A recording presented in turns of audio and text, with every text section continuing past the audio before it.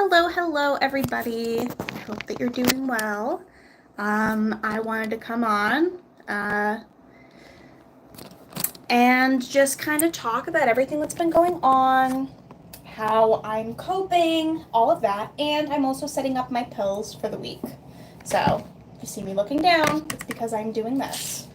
Things are okay. Definitely ups and downs. Right now, the downs are kind of more prominent in my mind just because that's kind of what is taking over my day-to-day. Just having some difficulty with pain, some abdominal pain, nothing related to my ostomy. It's a different sort of pain that I've never really had before. It's hard to explain. I just feel as though, I don't know, it's like there's something like trying to claw its way out of my stomach, and that's not fun. That's not great. And I'm not really sure what exactly to do. I did go to the ER, and nothing emergent was going on, but they can't really kind of narrow down what's going on. They gave a few opinions, like maybe an ulcer. Maybe I picked up a bug and I'm just taking a while for my body to get over it.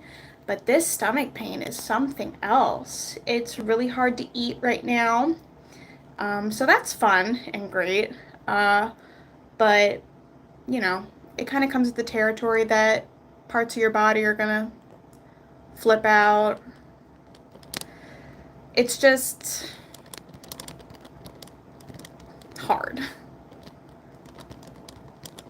That's the biggest thing, is that it's hard mentally and physically. Just, I thought that I was done with abdominal issues because I got the surgery. And I've been feeling great for the past 2 months. I've been feeling phenomenal, I have to say. But something random's going on, just out of the blue. And not really sure what the cause is yet. Hopefully it goes away soon. If it does, then we know that it was a bug. If it doesn't, then I have to see my GI and set up potentially, they were saying an endoscopy would be a good idea if this continues, which I've already had multiple endoscopies. Really don't want to have another one. In fact, I was hoping I'd be able to stay out of hospitals for the next few years. But that's the fun with chronic illness.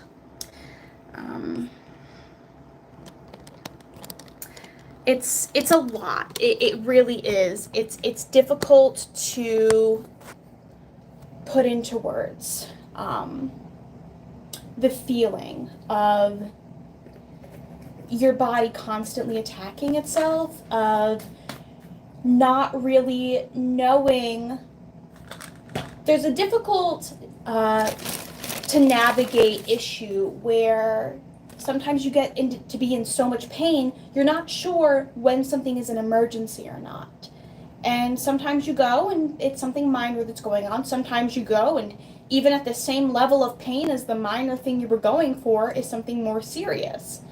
It's, again, a very difficult territory to navigate.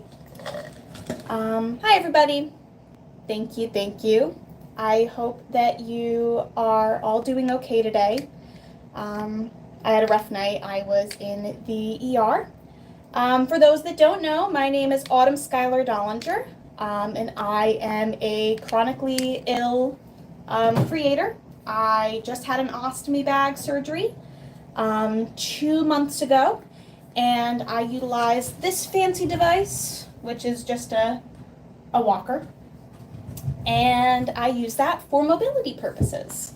I have multiple chronic conditions, and they all suck. So yeah, that's me. I'm just kind of right now setting up my meds, and I just wanted to talk about some of the intricacies of chronic illness.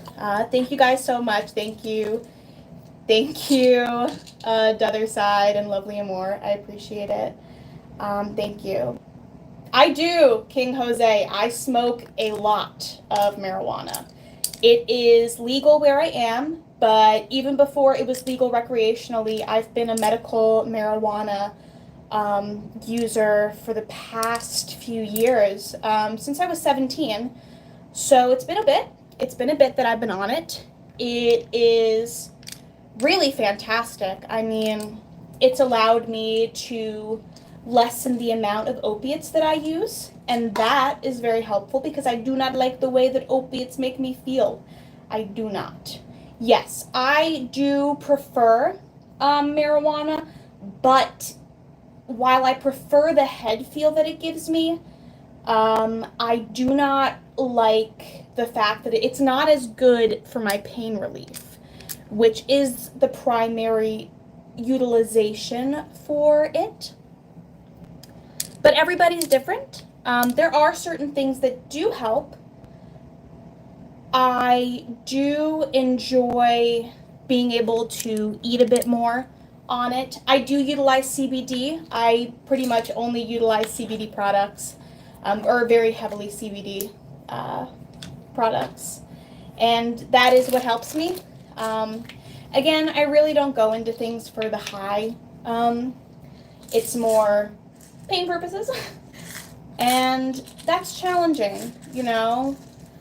I struggle a lot with feeling as though I have sort of been left behind in comparison to where my peers are because of chronic illness.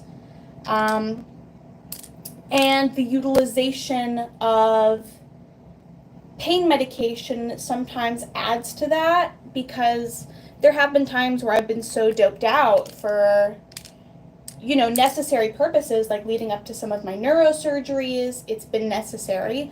And, you know, it's hard because I didn't get to finish college.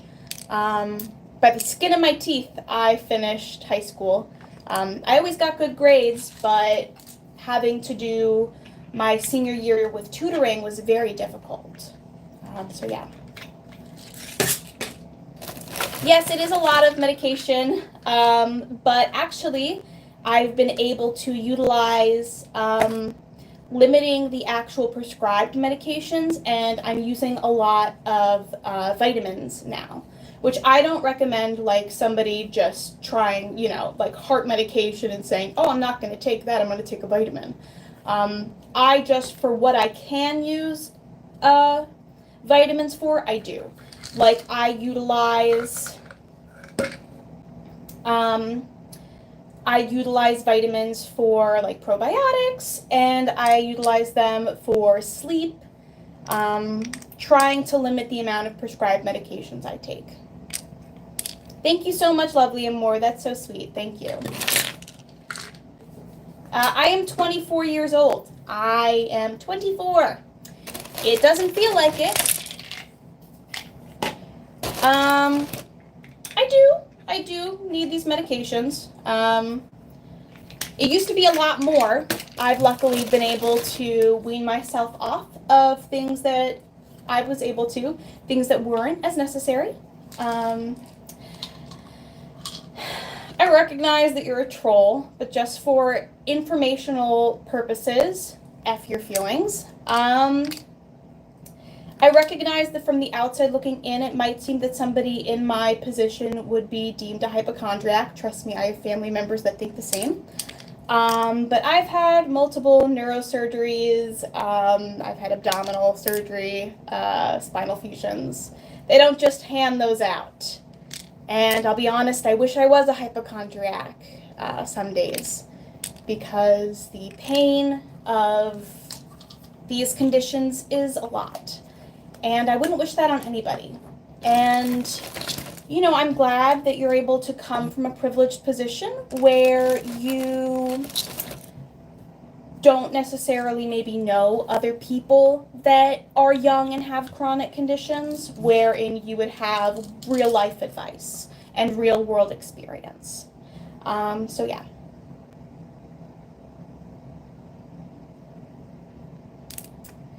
No, I am not single. I am engaged to my fiance. I love him Very, very much. He is my reason for waking up in the morning. He's kept me fighting.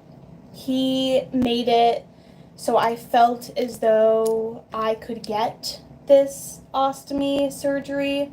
He encouraged it because of how much pain I was in. I really was hesitant to get this surgery. I didn't want to get this surgery for so long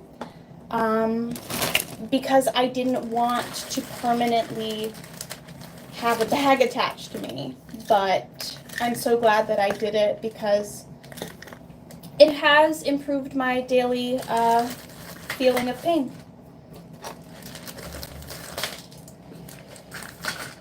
Yeah, it's a hard place to navigate the internet because these sentiments that you guys see in the chat are very prevalent, specifically in this day and age. A lot of chronic illness creators, such as myself, do experience a lot of pushback from the internet communities because you're not used to seeing somebody young disabled. I mean, I'll be quite honest. I have only ever seen very few people out and about that were young and disabled like myself. I've met people in chronic illness communities around my age, which is wonderful. I have my best friend who, she sadly also suffers from the same condition that I do. But the good thing about that is that we can be each other's safety net and kind of be able to talk about these issues with somebody that truly gets it, which is very beneficial, obviously. And it's hard. It's hard when you feel as though nobody around you understands. So meeting people that do, it is a breath of fresh air. You feel as though you're not alone. I know I have an ostomy support group. I am the youngest one there by about 30, 40 years. But it's very, very helpful to have a community to talk to. Oh, gosh. Had a couple of pills spill. I am non-binary. I know that kind of gets under people's skin. That's just how I identify, and it's how I feel internally. And yeah, I know that I'll always be viewed as a female. That's kind of just the way that I look and the body that I have. And yeah. No, you're fine, lovely Amor. You're fine. You've been so, so sweet, and I appreciate everything that you've said and all of your kind comments. So, yeah.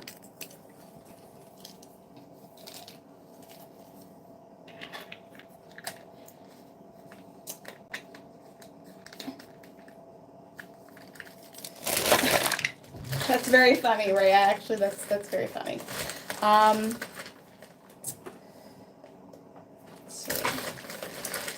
Interesting, Pepe. Interesting. That's, yeah. I don't think anybody wants to see me twerking. I am as white as they come, and that includes dance moves. I've tried to learn. It's probably an impossibility, not just because I'm disabled, but because I'm Caucasian.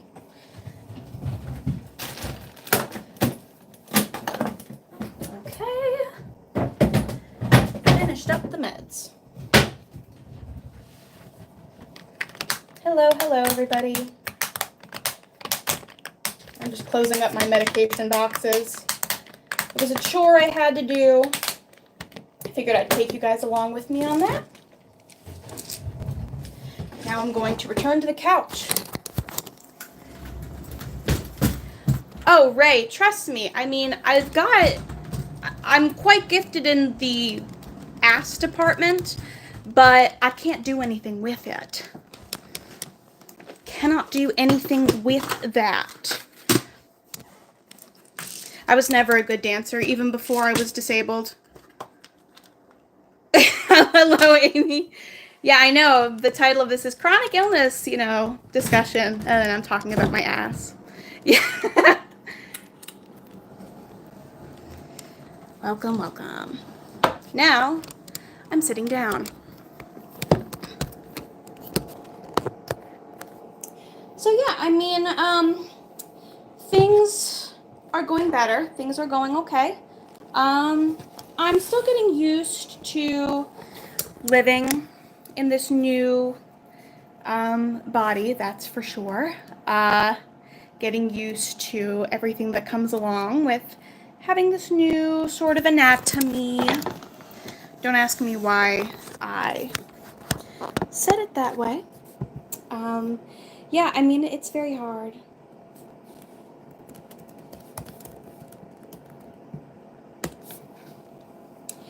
You know,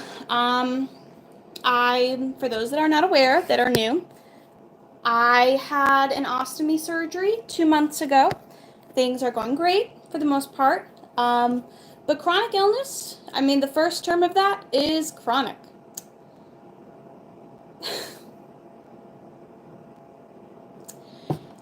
Thank you, Pepe. That's pretty hilarious. And yeah, I mean, having chronic illness is, again, chronic. It doesn't stop. It always finds a new way to kind of fuck your shit up, as pleasantly as I can put that. And it's, even after 8 years navigating that, life is challenging, and there are new challenges every single day. It doesn't stop. It doesn't really... It gets easier insofar as the ability to cope, but not so much in just the mental tax that it has on you. And I think that it's really difficult navigating the world when you are disabled, because it's not really catered towards a disabled body. It's a lot better now, even within the past 8 years from when I first became disabled to now. There have been major improvements in even small ways. But it's still not great. It's better, but not great. Yes, Ida, on time. I do have a stoma. I have an ileostomy, which means it's at the bottom part of my small intestine, because my colon was completely paralyzed. It was at a standstill, and there was nothing left to try to quicken that up. And yeah, I would completely agree with that evaluation, Ashley. Yes, it is very much like being left-handed in a right-handed world. Obviously, there are more intricacies to it than that, but that is a very good evaluation, I would say. I think that is very astute. Yeah, I still struggle with mobility, but things are getting a lot better. I am exercising like crazy, which helps so much. They actually told me something that I have found to be incredibly helpful, and also it's something that gave me a lot of information about why I've had so many flare-ups, that for every 1 day you spend in bed, you need 3 days to get back to the level of functioning you were at before that. So kind of taking that information that I got from my physical therapists when I was inpatient this most recent time, it's given us a lot of information. So I am now exercising every single day, even on my worst days, to make sure that I don't hit that point of needing 3 days to get back to where I was. So I've been dealing with my digestive issues since I was born. I was born with this condition, and I was born already having severe digestive issues, but compared to what it was right before surgery as opposed to where it was a few years ago, it was great a few years ago. I was able to deal with it with very few medications in comparison. More medications than the average bear, but fewer than I had to leading up to surgery. The past 2 years, I've been on daily 3 different medications to utilize the restroom, and for the past 3 years, 2 or 3 years, I think, I've had to do daily enemas to go to the restroom, which bit of a TMI, I know, but, you know, I don't think anybody should be ashamed of those things. And it's because my colon was becoming, over time, more and more paralyzed. It's a condition called dysmotility, which basically just means that you don't have motility of your digestive tract, which is what everybody's supposed to have to utilize the facilities in the normal way. But I was never really able to. Now, that is something that I've wondered about, Ashley. I know I was born with genetic conditions and abnormalities that led to this condition. I do wonder if some of the processed foods that is so prevalent within our society potentially made it worse. I've wondered that. I also know a major factor was that I suffered for a very long time with severe anorexia. And the behaviors along with that really kick-started my digestive issues going from manageable to not manageable at all in the slightest. And every subsequent relapse that I would have of the anorexia would make my digestive issues even more worse. So it was trying to like play catch up and never able to.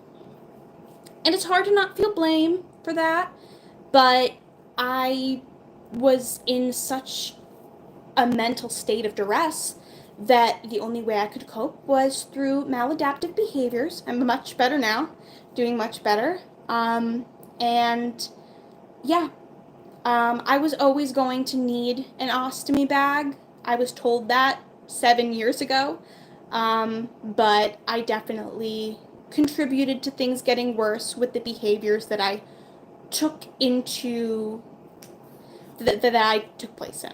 You know, didn't help. Did not help. Pepe, you are very funny. I don't know who you are. I don't know how old you are, but keep that humor because that is hilarious. Like, oh my God. Amazing. Yeah, I would say ETA on time. That is kind of phrasing that I would use that is very much synonymous with what was going on with my digestive tract. But surgery cleared up that issue, and I'm so grateful for that. I mean, I used to get these flare-ups where I would look pregnant because of how bloated I would get. Like, it was insane. I would go into doctor's appointments. I would have people, like, congratulating me on my pregnancy, and I wasn't pregnant or about to burst. I was unable to utilize the restroom. So that was fun. And I'm not sure about Brock Lesnar. I'll have to look that up. I haven't, I never heard about that. So I will have to look up that. Yeah, there are a lot of different terms for what I went through. Colonic inertia, slow transit constipation, dysmotility of the digestive tract, paralyzed colon. They all kind of mean the same thing. I wasn't able to go to the bathroom. Now I can. That's an interesting question to ask. I try to speak with people of varying backgrounds. I really, the color of someone's skin doesn't matter to me. I just care about the person that's within that body. Yeah. Thank you very much, Ashley. That is very, very kind.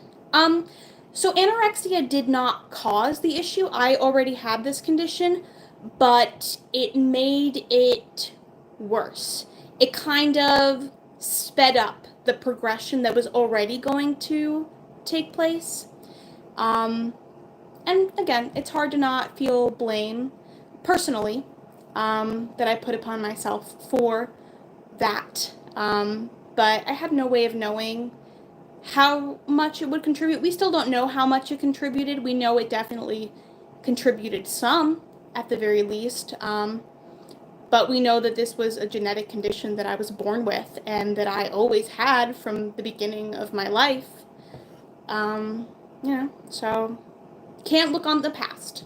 Can't focus on regrets because that's just going to keep me stuck in the past. It's not limiting to my daily routine any longer. It was very limiting to my daily routine. My whole day was focused on going to the restroom. And I would spend a lot of time. And there was a lot of frustration. And it made it so the last few months before surgery, I was in bed. Just kind of stuck in bed, not able to do anything because of the amount of pain that I was in. I'm not married. I'm engaged very happily. We would have gotten married already, but I'm trying to get on disability, and there are some stipulations with disability and marriage, and it affects how much you make, and so we want to wait until I'm fully solidified on disability before we take that next step and discuss with my lawyer.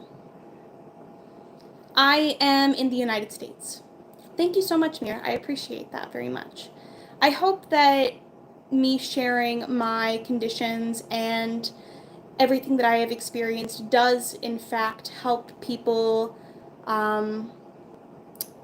gain knowledge about the disabled community and about what it really means to be disabled. And, gives you kind of a point of reference. I hope that, me being open and honest about everything I've been through is helpful. And yeah, I don't really feel any shame about everything that I am going through. If anything, I'm proud of it. I think it's made me a better person in the long run. I am a lot more empathetic to people's struggles, I would say, and it's made me kinder. And not that I'm saying that everybody that is disabled feels that way, because there are certainly some days that it's made me angrier as a human being, just at the world in general that made me this way. But I would say that I've gotten a lot of learning in a very short amount of time, and I'm a lot more happy, oddly. It's made me not take things for granted any longer, and I've been able to really find the small joys and make them big joys.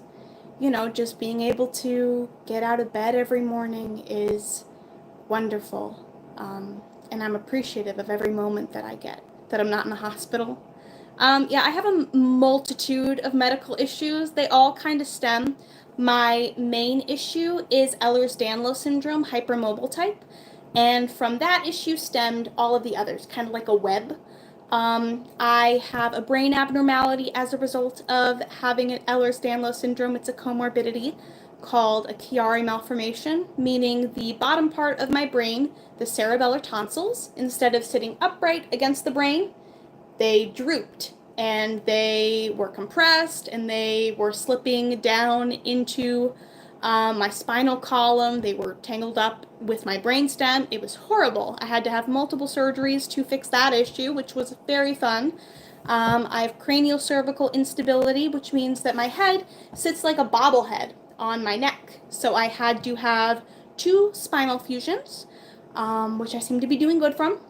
And I have a multitude of symptomology that we can't really narrow down which condition causes what, but I have issues with mobility, walking, balance, and it gets amplified whenever I spend a lot of time in bed because you lose a lot of mobility for even just a few days in bed.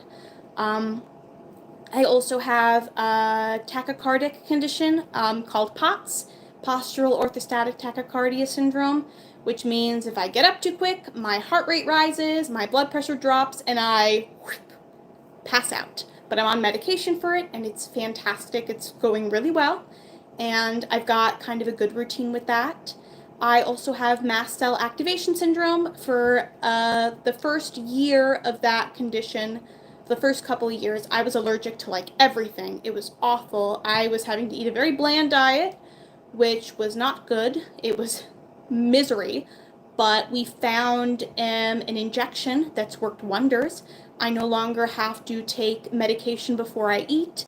I am able to get my injection once a month, and I can eat almost whatever I want. My list of allergens that I cannot be exposed to has gone down quite significantly, and I'm so thankful for that. And I have things like asthma, sleep apnea, which are a result of that one condition, the Ehlers-Danlos, and that spider web spread. And then the digestive issues, and there might be something I'm missing, but there's so much. And yes, Pepe, that is, yeah. I also feel akin to the guy in SpongeBob, where he's like, every morning my bones break and my skin is made of glass. You know, it's I have paper skin and glass bones. That guy is me. But I'm doing a lot better, so that's good. Yes, ETA, it's a lot. They really don't tell you how bad Ehlers-Danlos is when you get diagnosed. You kind of have to find that out somewhere along the way, because practitioners themselves don't really know the severity of it. We're only really now getting a lot of information about the hypermobile type and the severities that occur with it. And yeah, Chiari was and is awful. I still have a daily headache. I have had a chronic headache for the past almost 10 years. We're going on 10 years end of this year. So that's fun. But, you know, it is what it is. Thank you guys. You're very, very sweet. I appreciate that. Thank you. I appreciate all of the kindness and positivity that is in this chat. You guys are awesome. And yeah, it's being disabled and having all of this, it shows you that you're a lot stronger than you know. And I have a lot of experience to go on for a memoir someday, you know, if that ever happens. So I smoke marijuana, and I do gummies as well. I smoke about a bowl a day, and gummies, I do about one gummy a day. I alternate if I'm going to smoke or if I'm going to use gummies. And I also do opiate pain medication. I was at 4 pills a day, but now I'm down to 3, which is great, and I really contribute my ability to wean off of the opiates to medical marijuana. It's, to me, a life changer. It really is. I mean, my parents had me smoking marijuana even before I was able to get my medical card, because we were hopeful about the help that it would give me, and it did. And it really got me through. It got me through some of my worst moments, being able to have pain relief that wasn't opiates. Because opiates, they're a lot. They're a lot. And my biggest fear has always been becoming dependent on them, because there is that gene within my family of addiction. But you just got to be careful. You just have to be careful and talk with your doctors, make sure that you're not over-medicating, all that stuff.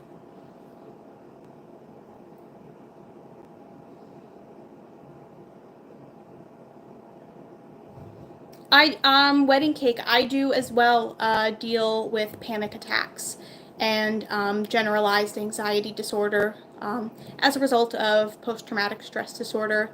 And marijuana has been phenomenal for that as well. I've had some doctors tell me that, you know, oh, marijuana would make you panic more. And I'm like, you clearly have not smoked. You clearly have not smoked the right stuff. I'm sorry to hear that, ETA. I'm sorry that your daughter has a Chiari as well. I know, obviously from firsthand, just how awful the condition is. I hope she's doing okay. Yes, I do have some pets. I have my little kitty, Calcifer, over there. And then I have, oh, on that chair, my cat Zorro. Me and my fiance. I'm sorry to hear that, ETA. Make sure that she's getting scans every 6 months. That's a big thing. They found my Chiari at 11, told us, you'll never have to worry about it. You don't need any further scans, and let me go on my merry way. And then 5 years later, I had emergency brain surgery because my Chiari was so bad. Good. That's fantastic. That is great. Yeah. Anybody diagnosed with a Chiari, I always try and advocate, make sure you have a neurologist, get yearly scans, because I know firsthand how quickly it can go from manageable to not so manageable. I hope she's doing okay.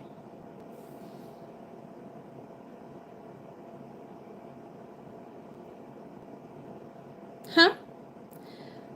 Mohan, I did not get married yet. Me and my fiance are still together very happily, and we are waiting right now. I'm waiting to get on disability through the government. I really am not able to keep down a job because of my disabilities, so I'm waiting for that, and then once I get on disability, we can then look into when we can get married, which...